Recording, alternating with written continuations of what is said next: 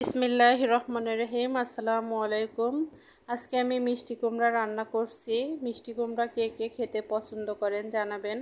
আমি কিন্তু ভীষণ পছন্দ করি চিংড়ি দিয়ে মিষ্টি কুমড়া। আমি মাখা মাখা করে রান্না করব। এটা ভাজিও করে, কিন্তু আমার মাখা মাখাটাই বেশি ভালো লাগে। আর আপনাদের সঙ্গে আজকে শেয়ার করব আমি জীবনে প্রথম বধূ হয়ে কোথায় এসেছিলাম, সেই জায়গাটা। আশা করি আপনাদের ভিডিওটি অনেক বেশি ভালো লাগবে, সাথেই থাকুন। রান্নাটা শেষ হোক, তারপর দেখাচ্ছি। মিষ্টি কুমড়া দিয়ে চিংড়ি মাছ আমি কিন্তু প্রচুর খাই, কারণ এটা আমার অনেক পছন্দের। মাঝে মাঝেই আমার রান্না করা হয় এটা। দেখুন রান্নাটা প্রায় হয়ে গেছে। আমি পাতিলটা চেঞ্জ করে নিয়েছি, কারণ এটার মধ্যে নিচে লেগে লেগে যাচ্ছিল, তাই।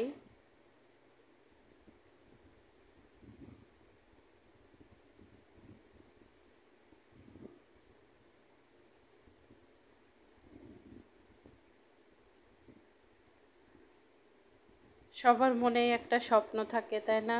যে বিয়ে হয়ে বিয়ের পরে হাজব্যান্ড কেমন হবে, শ্বশুর শাশুড়ি কেমন হবে, ননদ দেবর কেমন হবে, তাই না? একটা ভয় সবারই কাজ করে।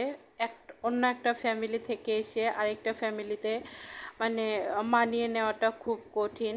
এই দেখুন মিষ্টি কুমড়া ভাজিটা হয়ে গেছে, আলহামদুলিল্লাহ অনেক মজা হয়েছিল। আর এই যে প্রচুর কাঁঠাল, চলে আসছে আমরা সেই কাঙ্ক্ষিত জায়গায়। এখানে অনেক স্মৃতি আমার, অনেক অনেক মুহূর্ত কাটানো। আমি আর আমার ননদের হাজব্যান্ড একটু ভিডিও করে নিলাম। আর এই যে দেখুন ভিতরে, এটা হচ্ছে প্রাইমারি স্কুল, সেই জায়গাটা। এখানে